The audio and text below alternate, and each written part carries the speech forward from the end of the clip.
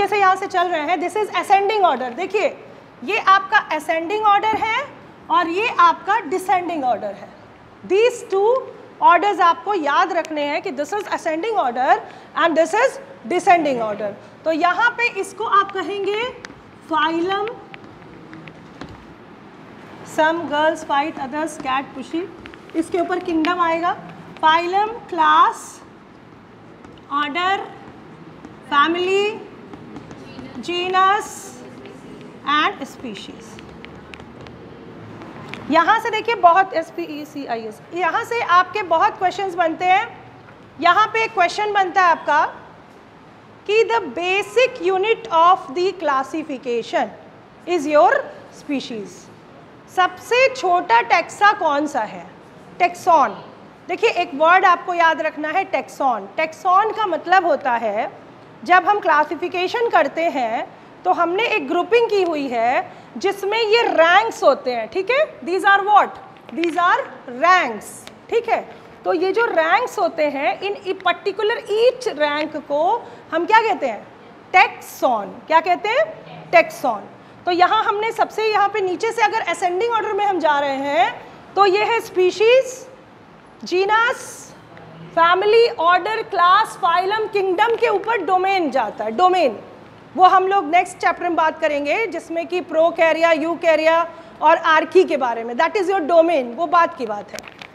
तो आपका यहाँ पे देखिए क्वेश्चन ये बनता है, जैसे मान लीजिए कि हम किसी ट्रॉपिकल रेन फॉरेस्ट में चले गए। ट्रॉपिकल रेन फॉरेस्ट बहुत पसंद है मुझे। तो ट्रॉपिकल रेन फॉरेस्ट में हम चले गए और वहाँ हमने अगर किसी प्लांट को ढूंढा या एनिमल को ढूंढा तो सबसे पहले उस ऑर्गेनिज्म, मेरे दिमाग में क्या है कि वो एक ऑर्गेनिज्म है, या तो हम उसे प्लांट में रखेंगे या तो हम उसे एनिमल में रखेंगे। तो मान लिया कि चलो वो प्लांट है, उस प्लांट को हमने डाला कि किंगडम प्लांटी, ठीक है, किंगडम प्लांटी। मान लो आलू ढूंढा नहीं गया था क्योंकि आलू आपको समझ में आता है बहुत ज़्यादा, उसको लेके चलते हैं। फिर हम फाइलम में गए तो हम यहाँ पे आपको बता दें कि फाइलम शब्द is not used for the plants. तो फिर we talk about division.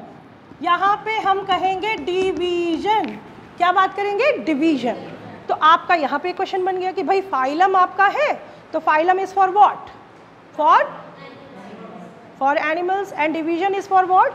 Plants, ठीक है। अब हम बात करते हैं क्लास की। तो क्लास, अब मान लीजिए हमने कहा कि भाई डिवीजन जो है वो आपका जो प्लांट है आपने किंगडम प्लांटी में डाल दिया उसको, फिर आप उसके फाइलम की बात करें तो आप डिवीजन में डालोगे, फिर कहोगे कि उसकी क्लास क्या है, ठीक है। उसकी क्लास पे हम बात करेंगे, उसके हम ऑर्डर पे बात करेंगे। जैसे आलू का जो ऑर्डर है वो बेंथम एंड हुकर के हिसाब से पॉलीमोनियल्स, देखिए सोलेनेल्स भी बोलते हैं बट हम लोग बेंथम एंड हुकर की क्लासिफिकेशन को ज़्यादा मानते हैं, तो वो पॉलीमोनियल्स ऑर्डर में आ जाएगा।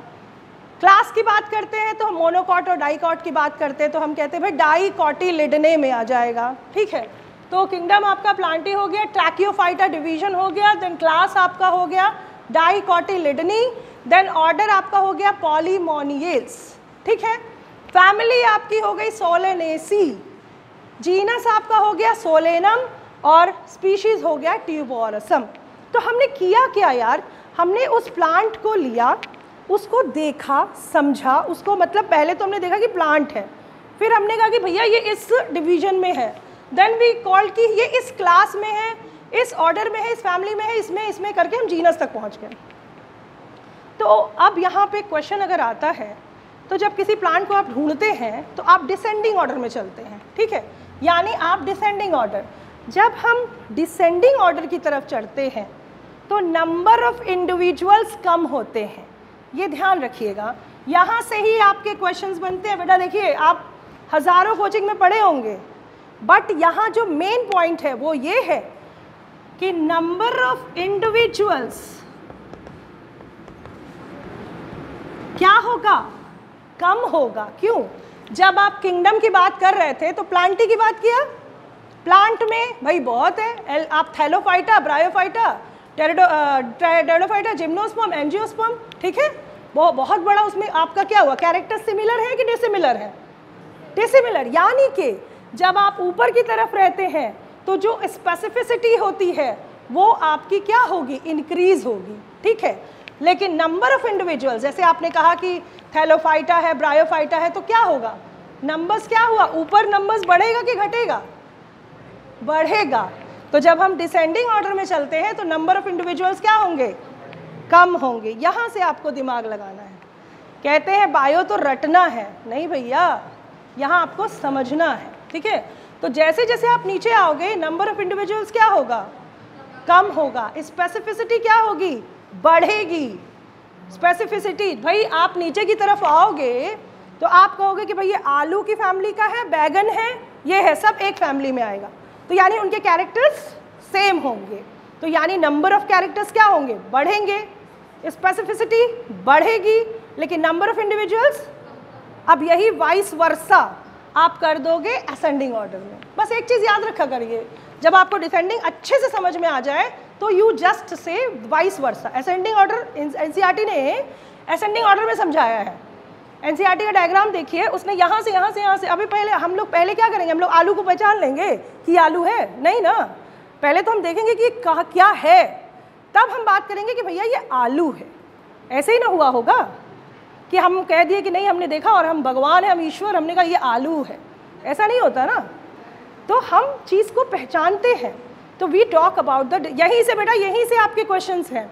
डिसेंडिंग ऑर्डर में नहीं समझ में आएगा, नेक्स्ट क्लास में पूछ लीजिएगा ये चीज़। पर ये सोचिए, सोलेनेसी का आलू का एग्जाम्पल लेके सोचिए कि आप गए और आप उसे नहीं जानते थे और आपने आलू को खोज लिया और इस तरीके से आपने खोजा, ठीक है।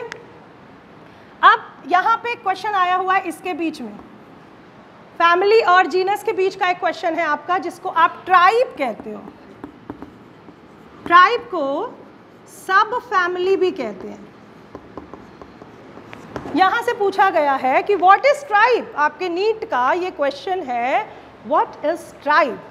सो it is a sub family and it is in between family and genus, यही उसका प्रश्न है। फैमिली और सब जीनस के बीच में क्या होता है, ट्राइब होता है, दैट इज योर सब फैमिली। एक क्वेश्चन यहाँ पे और आता है कि जब हम हायरार्की की बात करते हैं तो जो कैरलस लीनियस साहब थे उन्होंने 5 ऑब्लिगेट कैरेक्टर्स कहा था, 5 ऑब्लिगेट ग्रुपिंग, यानी ये जो आपको 7 दिखाई दे रहा है ना, 1 2 3 4 5 6 7, उन्होंने 5 बताया था। लेकिन आज के परिप्रेक्ष्य में कितने कितने ऑब्लिगेट ग्रुपिंग्स मांगी जाती है, टेक्सास 7। तो ये आपका क्वेश्चन है, 7 obligate grouping is for the taxonomical hierarchy. और एक बात और यहाँ पे कि यहाँ पे 21 इंटरमीडिएट्स 7 ऑब्लिगेट ग्रुपिंग्स की टेक्सास की बात करेंगे आप, ठीक है। तो यहाँ पे क्वेश्चन बन गया आपका 7। अब यहाँ जो इंटरमीडिएट, ये जो ट्राइब है, what is this, intermediate, this is intermediate. ये बहुत पूछता है आपका, यहाँ से ट्राइब ही पूछता है ज़्यादातर, इंटरमीडिएट की अगर बात करें तो इस तरीके से हमने ये देखा कि एक छोटी सी चीज़ में से 3 से 4 प्रश्न बहुत सीधा सीधा तरीके से आ गया। Basic unit is species, then आपका ट्राइब पूछा, नंबर ऑफ इंडिविजुअल्स की बात की, स्पेसिफिसिटी की बात की, नंबर ऑफ कैरेक्टर्स की बात की, ठीक है। इसके ऑर्डर को क्या करेंगे, क्लास को इधर कर देंगे, फैमिली को इधर कर देंगे। आपके सीक्वेंस में क्वेश्चंस के ऑप्शंस के हिसाब से जब हम लोग क्वेश्चन सेशन करेंगे आपके इसी पावर पॉइंट पे, तब वी विल डिस्कस दैट, ठीक है। तो यहाँ पे इसको समझ लिया आपने, क्लियर है। अब ये जो स्पीशीज होती है ये फंडामेंटल कैरेक्टर्स होते हैं इसमें, ठीक है। और ये जो जीनस होता है वो इसी के कॉमन कैरेक्टर्स को लेके चलता है। उसी तरह से जो जीनस है, जो इसमें क्या होगा, रिलेटेड कैरेक्टर्स या रिलेटेड जो भी जीनस होंगे इसके अंदर आएंगे, ठीक है। इसमें क्या होगा, रिलेटेड फैमिली, इसमें क्या होगा, रिलेटेड, बताते जाइए, ऑर्डर, इसमें क्या होगा, रिलेटेड, बस वही, इसी को दिमाग लगा के देखिए। क्या मेरे पास कोई कॉपी किताब है, नहीं ना, तो आप इसे याद रखने के लिए सिर्फ याद रखिए, समझिए, ठीक है, तो आपको ये याद रहेगा। तो अब यहाँ पे देखिए क्वेश्चन एक आता है, बायोलॉजिकल स्पीशीज़ कॉन्सेप्ट, ठीक है। बहुत सारे कॉन्सेप्ट्स आए, लेकिन जो एनसीईआरटी में है और जो आपके एग्ज़ाम में आता है, that is your biological species concept. इसको समझते हैं, उसके बाद हम लोग बाद में एक एक चीज़ को डिस्कस करेंगे। तो अब हेडिंग डाल लीजिए, biological species concept. Biological species concept was given by whom?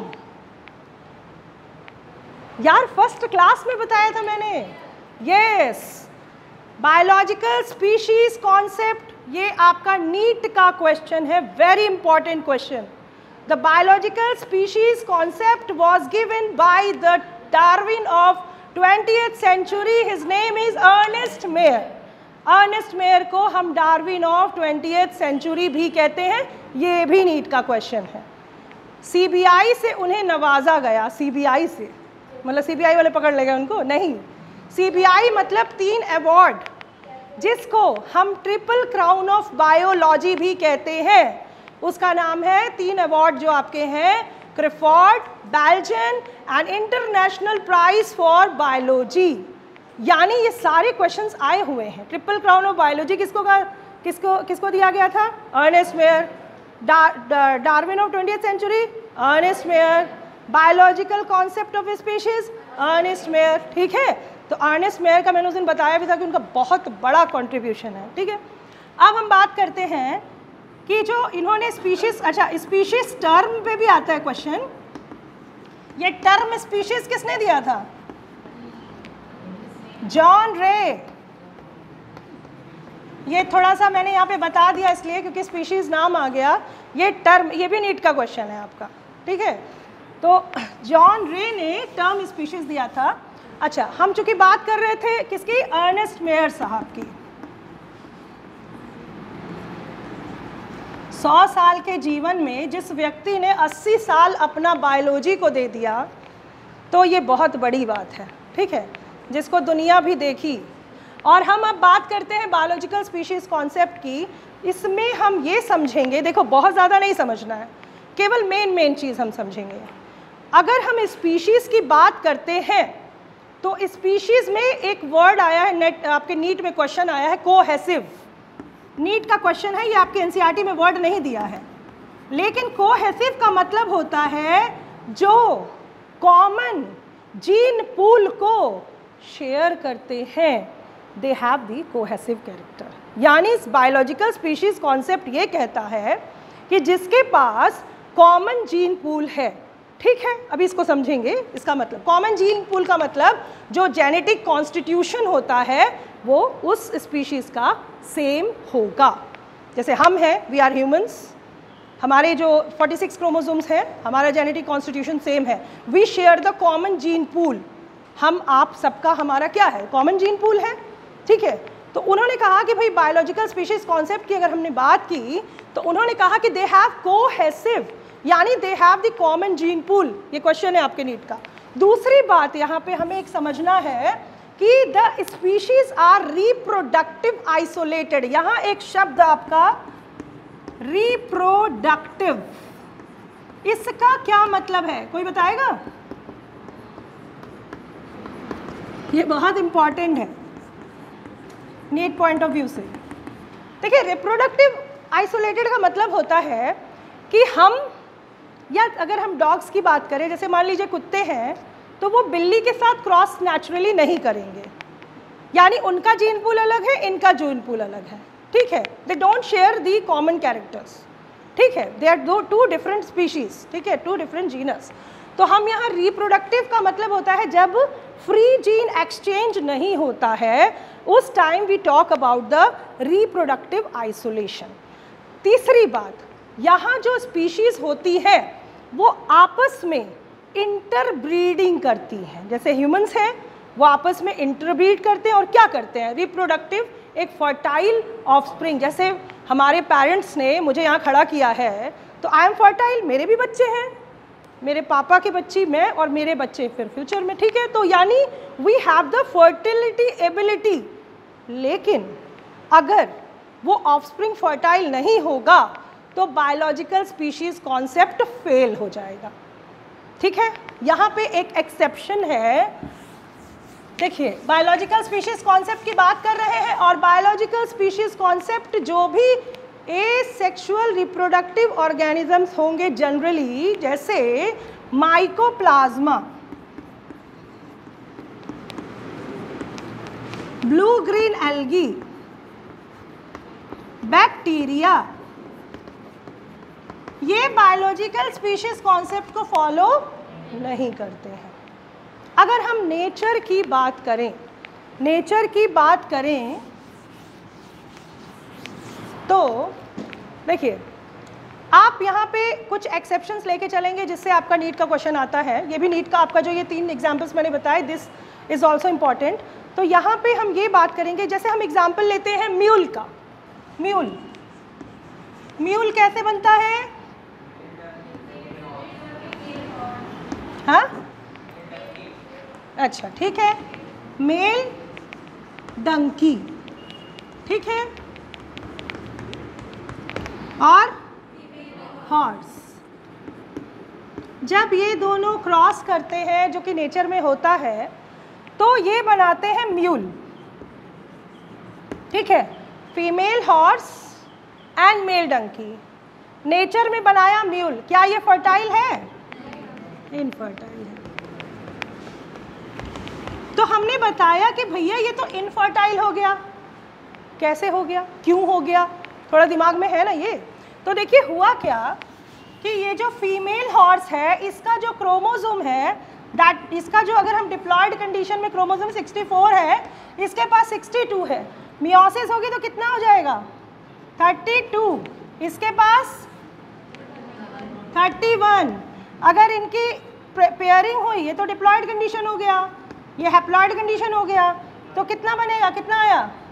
63। Yes, now this is the point, 64 नहीं आया, यानी एक क्रोमोसोम अनपेयर्ड रह गया और इसी वजह से वो फर्टाइल नहीं हुआ। जब भी हमने पढ़ा है जेनेटिक्स में कि यहाँ पे जब क्रोमोसोम्स पेयर नहीं होंगे तो फर्टिलिटी नहीं होगी, और इसी वजह से जो आपका म्यूल है that is not able to, आगे आपका जो जनरेशन है उसको नहीं बढ़ाता है, ये इनफर्टाइल होता है।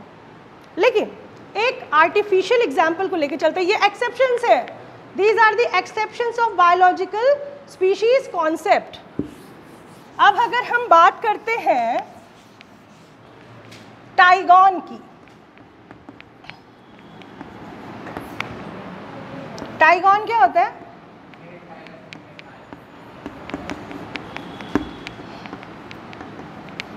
देखिए, इसमें क्या है कि आपके पास female lion and male tiger, ये क्या नेचुरली होता है? नहीं, कैप्टिव कंडीशन में होता है। कैप्टिव कंडीशन मतलब in vitro. Very good, captive condition का मतलब होता है इन विट्रो। ठीक है, यानी आर्टिफिशियल या लैब कंडीशंस में अगर हम कोई काम करते हैं, तो अगर हम इस फीमेल लॉयन को मेल टाइगर के साथ क्रॉस कराते हैं कैप्टिव कंडीशन में, इन विट्रो कंडीशन में, तो हमें मिलता है टाइगॉन। ठीक है, हमें क्या मिलता है? टाइगॉन। लेकिन बहुत आश्चर्य की बात है कि ये क्या है? फर्टाइल है, क्योंकि हमने कहा था कि स्पीशीज जो है वो इंटरब्रीड करती है, मगर ये 2 डिफरेंट स्पीशीज है। ठीक है, जीनस सेम है लेकिन स्पीशीज डिफरेंट है, but they are what they are doing, they are producing the fertile offspring, so it will be the exception of the biological species concept. अब देखते हैं कि क्यों ऐसा होता है। ठीक है, देखिए टाइगॉन में जब हम करते हैं फीमेल और ये मेल की हम बात करते हैं, भाई इसके पास भी 18 है, इसके पास भी 34 है, इसके पास भी 34 है। ठीक है, मान लीजिए, तो इसका ये जो मियोसिस होगी तो कितना बनेगा? कितना बन रहा है? 36 हो जाएगा। 18 36 होता है इसमें, तो ये आपका होगा 18, ठीक है। जब ये इसमें मियोसिस हुई, इसमें मियोसिस हुई, तो ये हेप्लॉइड कंडीशन मिली और 18 आपका बना। और जब इन दोनों को हमने देखा तो वी गॉट कितना, 36। यहाँ पे हमें कोई भी अनपेयर्ड क्रोमोसोम नहीं मिला, इस वजह से ऑफस्प्रिंग कैसा हुआ, फर्टाइल हुआ। बट चूंकि ये कैप्टिव कंडीशन में हमने किया, दूसरी चीज़, भले इन्होंने फर्टाइल ऑफस्प्रिंग प्रोड्यूस किया, लेकिन हम इसे क्या नहीं मानेंगे, बायोलॉजिकल स्पीशीज कॉन्सेप्ट को ओबे ये नहीं करता है, क्योंकि उसने ये कहा था, मेयर साहब ने ये कहा था कि वो रिप्रोडक्टिव आइसोलेटेड होगा, ठीक है, और इंटरब्रीडिंग क्या होगी, स्पीशीज मतलब क्या, they will interbreed, reproductive isolated की बात की थी, ठीक है। ये क्लियर है सबको? अगर कोई डाउट होगा तो आप पूछ लीजिएगा बाद में जब डाउट सेशन हम लोग रखेंगे, ठीक है। तो आप नेक्स्ट लेक्चर में वी विल डिस्कस, या इस सारी चीज़ों को हम लोग नेक्स्ट लेक्चर में डिस्कस करेंगे, आप लोग पढ़ के आइएगा।